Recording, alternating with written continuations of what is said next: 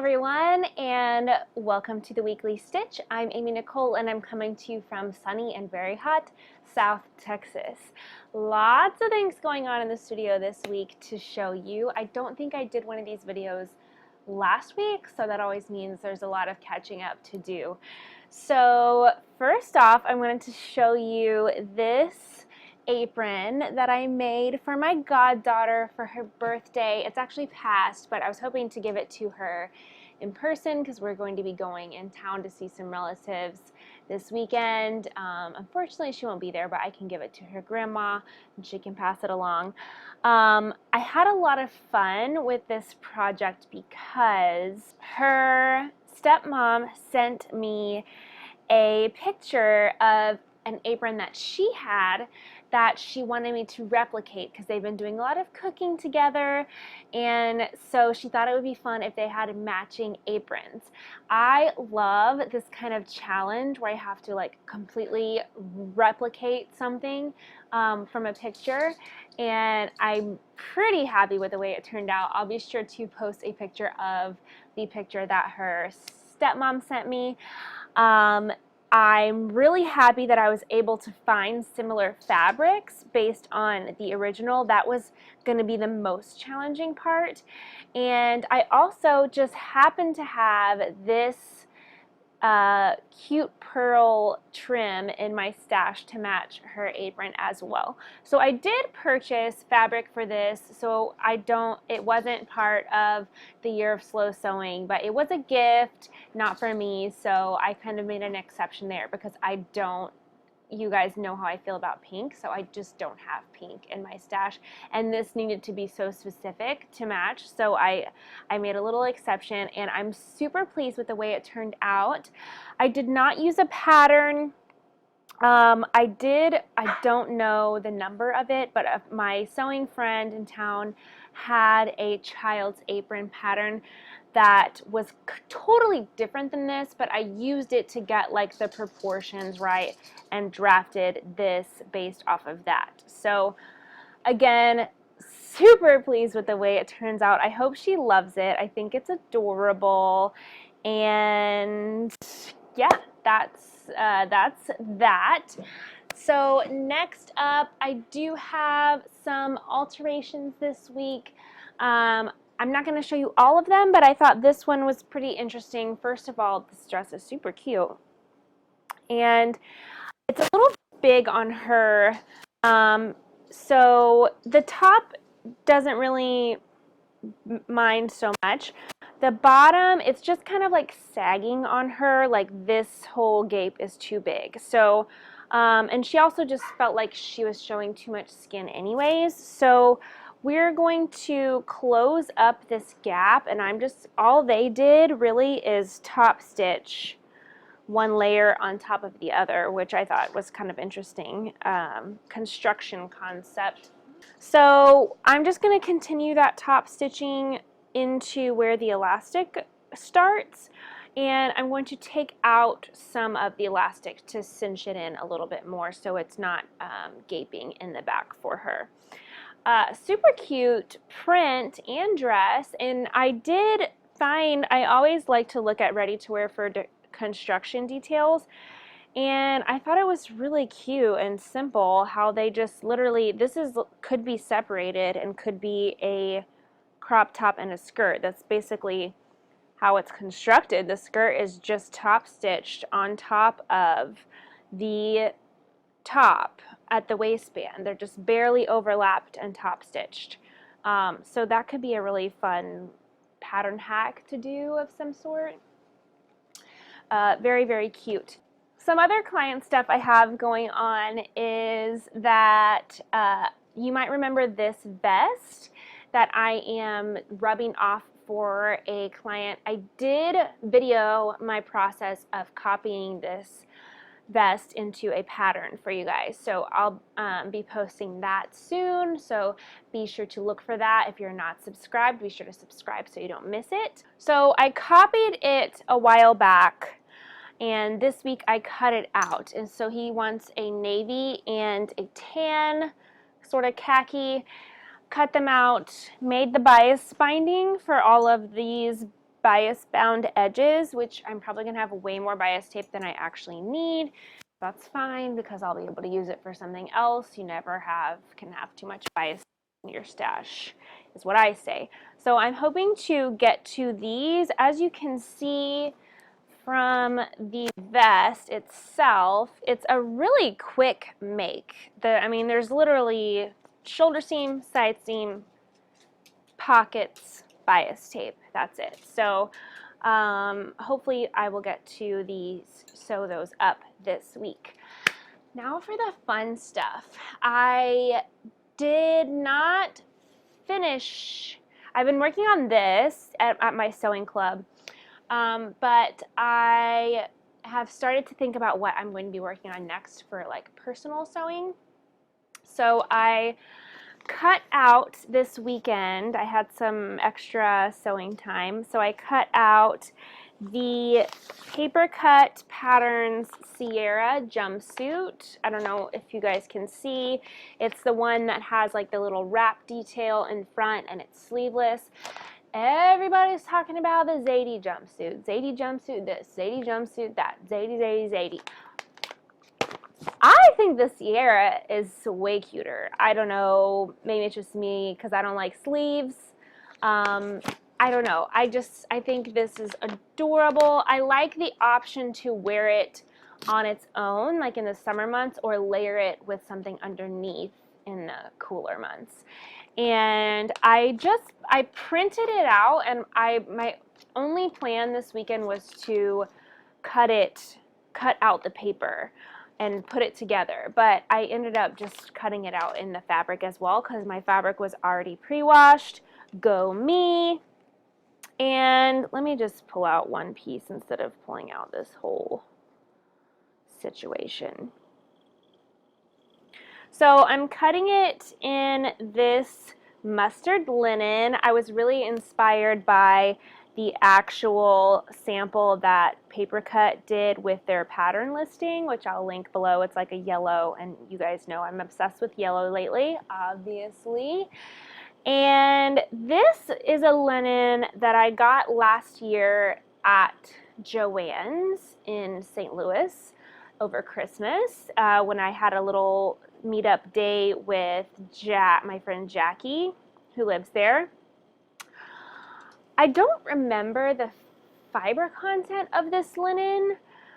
I just thought it was a nice, I think it's like a washed linen, but after washing it, it has like these pills on it, and it almost feels like it has a wool blend, which is, I'm like not excited about that. But I'm hoping that I'm just imagining it. It just doesn't feel, you know how linen has that like cool to the touch feel? This feels warm, which, I mean, I'm in Texas, so I don't need anything to feel warm. And I'm trying to remember what the Love to Sew girls said on their most recent fabric podcast. If it feels warm to the touch, it's probably this kind of fiber. If it feels cool to the touch, it's probably this. Maybe that just means, I think warm to the touch means it's a natural fiber, so I guess it's just linen. I don't know if a linen and wool blend is common, but I'm not like, I feel like normally washed linen has like the smooth, cool, breezy feel, and it feels like wool. And I don't know if I have it in my head because I have a mustard fabric that is jersey, and it's a wool jersey, and it has that like warm feeling, and obviously I make like winter stuff with it. You guys, I don't know, comment below and make me feel better about this. It's going to be super cute, and maybe like once I'm wearing it, I won't feel that way, but right now working with the fabric, I'm not loving the hand feel of it. Obviously, I cut it out anyways, so I don't know. We'll see. We'll see how that goes. I was thinking that I might need to make some height adjustments to this pattern because I usually do with jumpsuits. There's like way too much in the torso. But I held it up to myself, the pattern pieces, before I cut out the actual pattern in fabric, and it seemed fine, which is weird. I don't trust that assessment, but I feel like it'll be okay. I might, if I'm gonna try it on as I go, and there is a waist seam in the front, and if I need to take out any fabric, I can always just add a waist seam to the back, like I did for my Roberts collection overalls. So we'll see. I'm making the longer version, the tapered leg. Gonna be super cute. Hopefully it's comfy. So yeah, I cut that out. I don't know when I'm gonna actually get to sew it because I'm gonna be out of town this weekend and next weekend. So, but I'm glad to just have it cut out and ready for like if I do get some extra sewing time. I also serged the edges of these and got them ready to be pre-washed. These are both from a Thrifty Notion, some really awesome finds. This is a silk, and it has this like this slub to it, almost like a Dupioni, but it's lighter. So I think maybe it's a shantung. So this is going to hopefully be a Sewaholic Gabriola skirt. I've made this before for one of my best friend's weddings. It was like my bridesmaid's outfit. I previously cut a 4 in the waist and a 2 in the hip. But this time I'm going to cut a straight 2, and I might have to go out, tuck in the hip, because I did make a note that I nipped in the hip curves a bit previously, so maybe I should have cut a 2 in the waist and a 0 in the hip. We shall see. I'm crossing my fingers that I have enough of this. According to the pattern packet, I do not.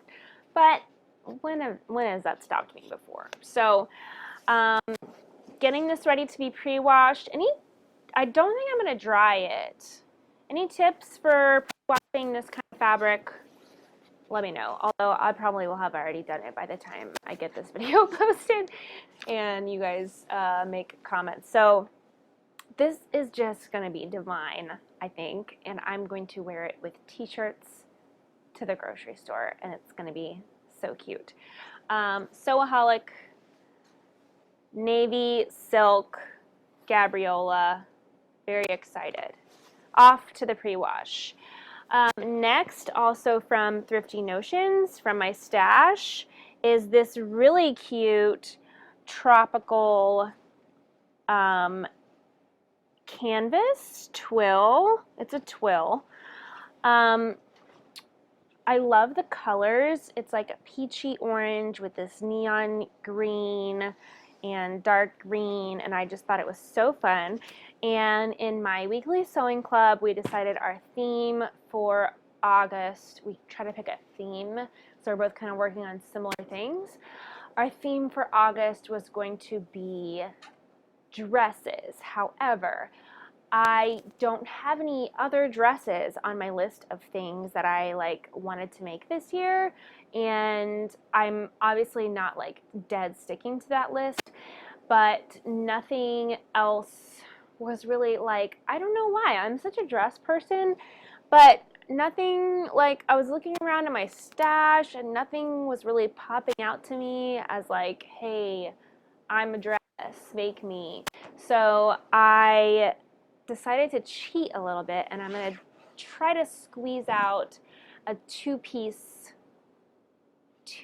dress out of this, aka matching separates, aka my new favorite thing. So I'm going to make a simple pencil skirt, just out of I have a basic skirt block that I use every time I want to make a pencil skirt. I know it works, and I'm hoping to squeeze out a matching Krissa Crop, which is what I'm wearing now, which is a free pattern that you can get if you subscribe to my newsletter. That link is always forever in every video that I post. So I'm hoping to squeeze out a Krissa Crop, and I think it would be really cute to find some pom-pom trim that is this sort of limey green color to line the bottom of my Krissa Crop.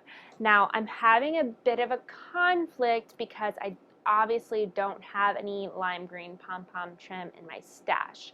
So does that count against me in the year of slow sewing if I buy the pom-pom trim? Now, the fabric is from my stash. I've been allowing myself, like, if there is a notion, I haven't needed to actually, but I went into this year thinking that if there was a notion I needed to complete a garment that I could purchase it, like a zipper or buttons or something.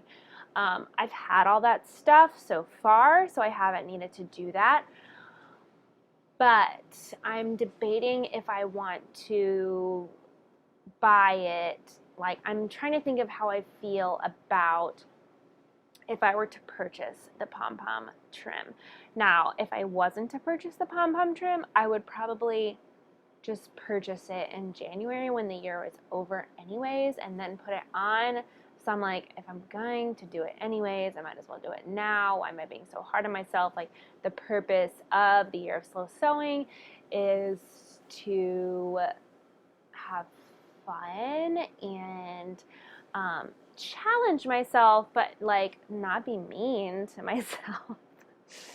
I don't know. What do you guys think? Is that like breaking the rules too much? Should I stick it out and wait till January to buy the pom-pom trim, or should I just say fuck it, excuse my language, and just get the dang pom-pom trim, y'all? I don't know. Let me know. But how cute is this going to be?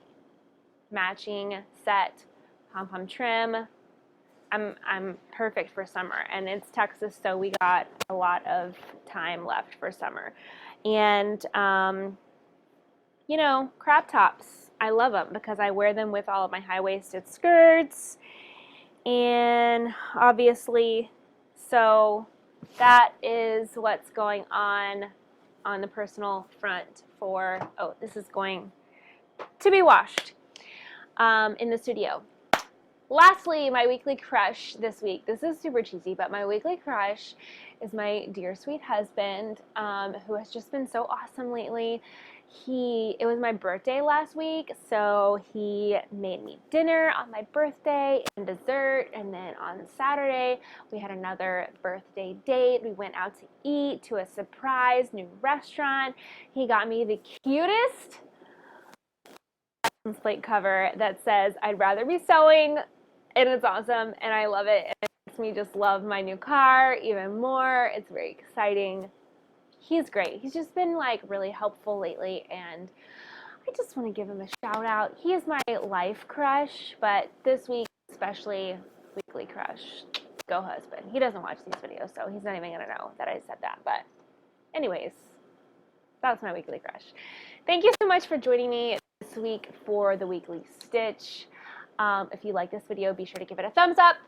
Don't forget to subscribe so you don't miss any of my other videos. And I will see you next week.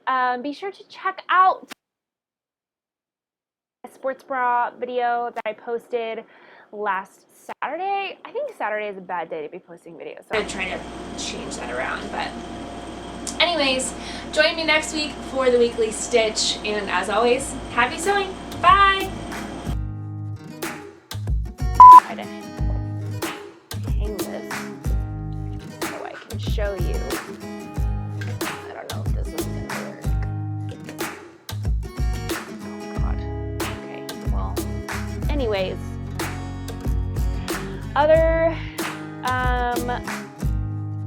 what am I trying to say? Other, not alterations, clients